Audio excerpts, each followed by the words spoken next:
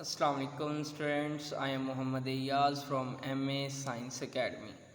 Today we study FSC Part 2 Chemistry. इसका chapter number 7 और lecture number 4 है, जिसके अंदर हम लोगों ने स्टडी करना है some features of organic compounds.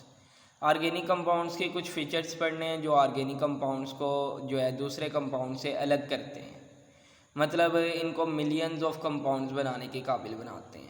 जिनके अंदर सबसे पहले नंबर पे हमारे पास जो आता है वो है peculiar behaviour, peculiar nature of carbon.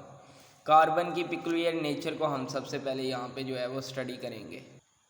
Carbon की पिक्यूलियर नेचर क्या है कि पूरे पीरियोडिक टेबल के अंदर ये वाहिद ऐसा एलिमेंट है जो बहुत लंबी लंबी चेन्स बना सकता है और ओपन चेन्स भी बना सकता है, रिंग चेन यानी क्लोज चेन्स भी बना सकता है। इसके अलावा सिलिकॉन या दूसरे कुछ ऐसे एलिमेंट्स हैं जो लंबी चेन्स बना सकते हैं, लेकिन वो इतनी लंबी चेन्स नहीं बना सकते कार्बन की तरह।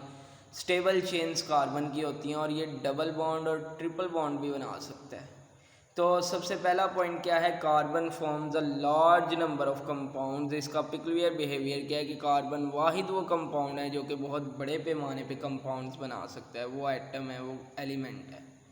तो कार्बन की इसके अंदर सबसे पहली जो प्रॉपर्टी कार्बन की आती है, ये हमसे पेपर में शॉर्ट क्वेश्चन भी पूछा जाता है कि डिफ़ाइन कैटिनेशन। तो कैटिनेशन को किस तरह से डिफ़ाइन करेंगे तो वो देखते हैं। कैटिनेशन क्या है?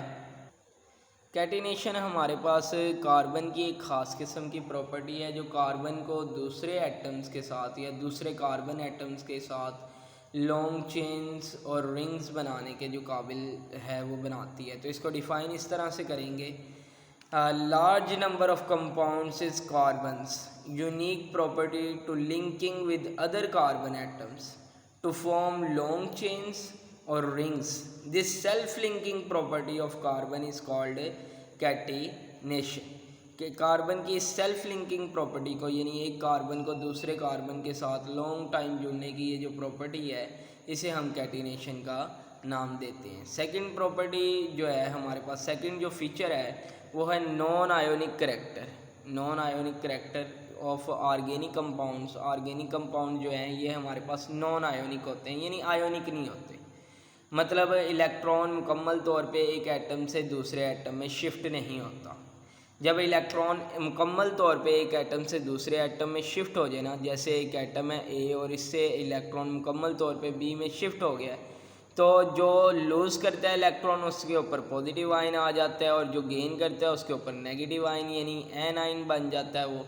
तो इस तरह से जो कंपाउंड बनता है वो आयोनिक कंपाउंड होता है। लेकिन कार्बन के जो ऑर्गेनिक कंपाउंड्स हैं इनके अंदर जो है आयोनाइजेशन, आयोनिक करैक्टर इनके अंदर नहीं पाया जाता।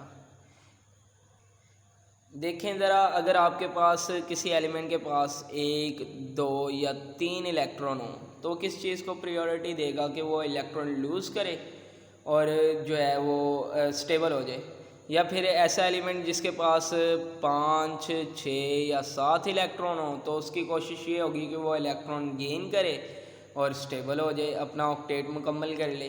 लेकिन कार्बन के पास होते हैं 4 इलेक्ट्रॉन, यानी कार्बन 4 बॉन्ड्स बना सकता है। तो ये अब 4 इलेक्ट्रॉन इंटरमीडिएट में आ जाता है, यानी ना देने वाला ना लेने वाला। तो ये कार्बन क्या करता है, कार्बन शेयरिंग करता है, इलेक्ट्रॉन्स की शेयरिंग करके स्टेबल होता है। तो इलेक्ट्रॉन की शेयरिंग से जो बॉन्ड बनता है वो हमारे पास कोवलेंट बॉन्ड होता है और इसके कंपाउंड से कोवलेंट कंपाउंड्स कहलाते हैं।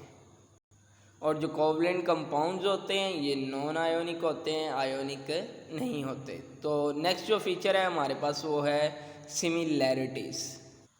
वैसे सिमिलैरिटीज़ के फ़ायदे भी हैं, नुकसान भी हैं। सिमिलैरिटीज़ हमें इसको कंपाउंड्स को पढ़ने के इजीली काबिल भी बनाती है, लेकिन कुछ स्टूडेंट्स जो हैं सिमिलैरिटीज़ की वजह से कंपाउंड को समझने में जो है वो कंफ्यूज हो जाते हैं।